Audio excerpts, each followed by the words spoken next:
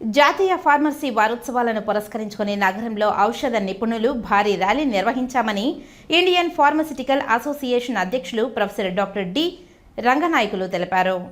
Tirupati press క్లబ్లో శుక్రవారం ఉదయం ఏర్పాటు చేసిన మీడియా సమావేశంలో ఆయన మాట్లాడారు.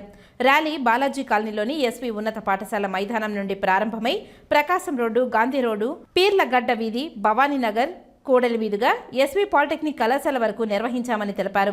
ఇండియన్ ఫార్మస్యూటికల్ అసోసియేషన్ తిరుపతి శాఖ ఆధ్వర్యంలో ప్రజలకు ఆరోగ్య విషయంలో తీసుకోవాల్సిన జాగ్రత్తల గురించి అవగాహన చేస్తూ ర్యాలీ ఉంటుందని తెలిపారు. ప్రాథమిక ఆరోగ్య సంరక్షణ ప్రజాతులుగా ఫార్మసీల గురించి అవగాహన పెంచి ప్రజల్లో వారి పట్ల ఉన్న విశ్వసనీయతను పటిష్టం చేసి ఈ కార్యక్రమం నిర్వహించామని ఆయన పేర్కొన్నారు. ఈ ర్యాలీ ప్రారంభోత్సవానికి తిరుపతి ఎమ్మెల్యే ఆరణి శ్రీనివాసులు, చంద్రగిరి ఎమ్మెల్యే పులివర్తి నాని హాజరు కానున్నట్టు ఆయన పేర్కొన్నారు.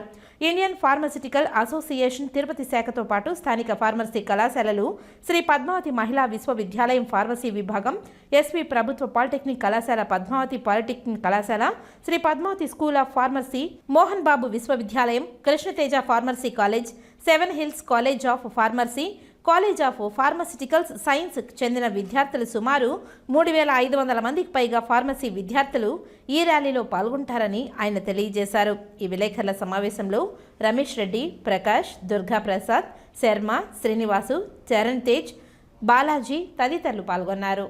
ఔషధి వర్గానికి సంబంధించి అంటే ఫార్మసీకి సంబంధించినటువంటి విధి విధానాల గురించి, క్వాలిటీ గురించి ఇంప్రూవ్ చేయడానికి ఉన్న కళాశాల 2 universities, 2 autonomous institutions, 2 polytechnic colleges అన్ని కలుపుకొని ఇదిగా ఒక సైలెంట్ ఆర్గ్యుమెంట్ ప్రజల్లో ఒక రకమైన చైతన్యం, ఒక అవగాహన వచ్చేదానికి కొన్ని ఎన్నో సదస్సు చేసుకుంటాం. ఈ సంవత్సరం యొక్క ప్రాతిపదిక ఏంటంటే థింక్ హెల్త్, థింక్ ఫార్మసీ అనేది ఒక నినాదం.